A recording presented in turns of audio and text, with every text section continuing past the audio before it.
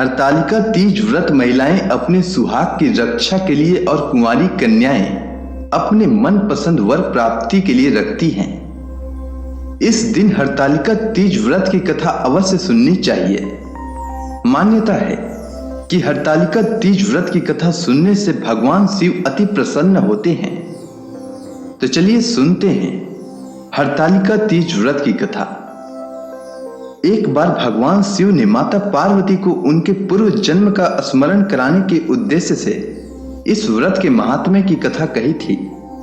श्री भोले शंकर बोले, हे गौरी, पर्वतराज हिमालय पर स्थित गंगा के तट पर तुमने अपनी बाल्यावस्था में 12 वर्षों तक अधोमुखी होकर घोर तप किया था।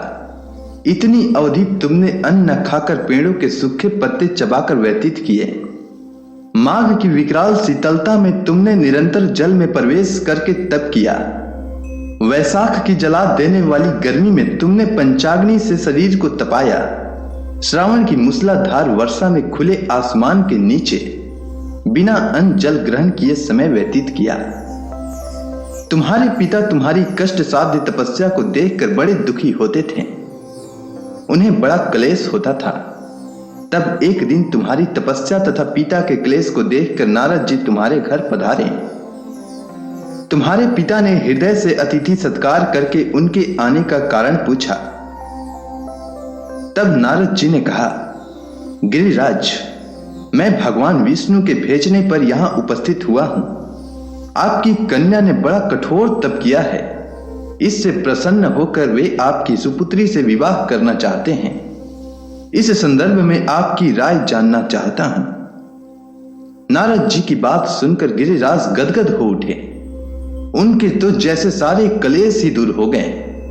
प्रसन्नचित होकर वे बोले, श्रीमान, यदि स्वयं विष्णु मेरी कन्या का वरण करना चाहते हैं तो भला मुझे क्या आपत्ति हो सकती है। वे तो साक्षात ब्रह्म हैं। हे महर्षि, यह तो हर पिता की इच्छा होती है कि उसकी पुत्री सुख संपदा से युक्त पति के घर की लक्ष्मी बने। पिता की सार्थकता इसी में है कि पति के घर जाकर उसकी पुत्री पिता के घर से अधिक सुखी रहे। तुम्हारे पिता की स्वीकृति पाकर नारद जी विष्णु के पास गए और उनसे तुम्हारे विवाह के निश्चित होने का समाचार सुनाया। मगर इस विवाह संबंध की बात जब तुम्हारे कान में पड़ी तो तुम्हारे दुख का ठिकाना न रहा। तुम्हारी एक सखी ने तुम्हारी इस मानसिक दशा को समझ लिया और उसने तुमसे उस विक्षिप्तता का कारण जानना चाहा।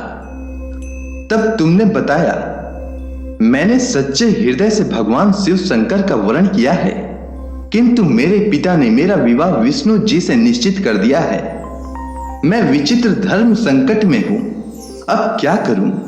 प्राण छोड़ देने के अतिरिक्त अब कोई भी उपाय शेष नहीं बचा है। तुम्हारी सखी बड़ी ही समझदार और सूझबूझ वाली थी। उसने कहा, सखी, प्राण त्यागने का इसमें कारण ही क्या है? संकट के मौके पर धैर्य से काम लेना चाहिए। नारी के जीवन की सार्थकता इसी में है कि पति रूप में हृदय से जिसे एक बार स्वीकार कर लिया, जीवन पर्यंत उसी से निर्वाह करें। सच्ची आस्था और एक निष्ठा के समक्ष तो ईश्वर को भी समर्पण करना पड़ता है। मैं तुम्हें घंघोर जंगल में ले चलती हूं, जो साधना स्थली भी हो और जहां तुम्हारे पिता तुम्हें खोज न पाए। वहां तुम साधना में लीन हो जाना। मुझे विश्वास है कि ईश्वर अवश्य तुम्हारी सहायता करेंगे। तुमने ऐसा ही किया। तुम्हारे पिता तुम्हें घर पर न पाकर बड़े दुखी तथा चिंतित हुए। वे सोचने लगे कि तुम जाने कहां चली गई हो। मैं विष्णु जी से उसका विवाह करने का प्रण कर चुका हूं। यदि भगवान विष्णु बारात लेकर आ गए और कन्या घर पर न हुई तो बड़ा अपमान होगा। मैं तो कहीं मुंह दिखाने के योग्य भी नहीं रहूंगा। यही सब सोचकर गिरिराज ने जोर शोर से तुम्हारी खोज शुरू करवा दी। इधर तुम्हारी खोज होती रही और उधर तुम अपनी सखी के साथ नदी के तट पर एक गुफा में मेरी आराधना में लीन रही। भाद्रपद शुक्ल तृतीया को हस्त नक्षत्र था। उस दिन तुमने रेत की शिवलिंग का निर्माण करके व्रत किया। रात भर मेरी स्तुति के गीत गाकर जागी।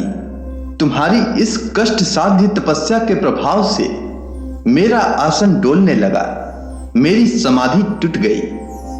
मैं तुरंत तुम्हारे समक्ष जा पहुंचा और तुम्हारी तपस्या से प्रसन्न होकर तुमसे वर मांगने के लिए कहा। तब अपनी तपस्या के फल स्वरूप मुझे अपने समक्ष पाकर तुमने कहा, मैं हृदय से आपको पति के रूप में वरण कर चुकी हूं।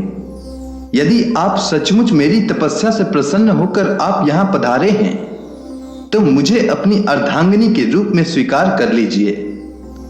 तब मैं तथास्तु कहकर कैलाश पर्वत पर लौट आया। प्रातः होते ही तुमने पूजा की समस्त सामग्री को नदी में प्रवाहित करके अपनी सहेली सहित व्रत का पालना किया। उसी समय अपने मित्र, बंधु व दरबारियों सहित गिरिराज तुम्हें खोजते खोजते वहां पर पहुंचे और तुम्हारी इस कष्ट साध्य तपस्या का कारण तथा उद्देश्य पूछा। उस समय तुम्हारी दशा को देखकर गिरिराज अत्यधिक दुखी हुए और पीड़ा के कारण उनकी आंखों में आंसू उमड़ आए थे। तुमने उनके आंसू पोंछते हुए विनम्र स्वर में कहा, पिताजी, मैंने अपने जीवन का अधिकांश समय कठोर तपस्या में बिताया है। मेरी इस तपस्या का उद्देश्य केवल यही था कि मैं महादेव को पति के रूप में पाना चाहती थी। आज मैं अपनी तपस्या की कसौटी पर खरी उतर चुकी हूँ। आप क्योंकि विष्णु जी से मेरा विवाह करने का निर्णय ले चुके थे, इसलिए मैं अपने आराध्य की खोज में घर छोड़कर चली आई। अब मैं आपके साथ इसी शर्त पर घर जाऊंगी कि आप मेरा विवाह विष्णु जी से न करके महादेव जी से करेंगे। गिरिराज मान गए और तुम्हें घर ले गए। कुछ समय के पश्चात शास्त्रोक्त विधि विधान पूर्वक उन्होंने हम दोनों को विवाह सूत्र में बांध दिया।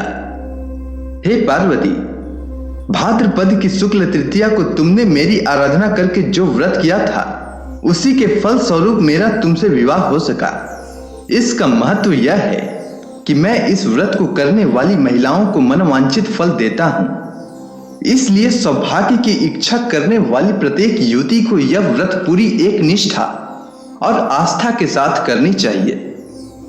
अगर आपको हरतालिका तीज व्रत की कथा अच्छी लगी हो तो कमेंट सेक्शन में ओम नमः शिवाय लिखना न भूलें। धन्यवाद।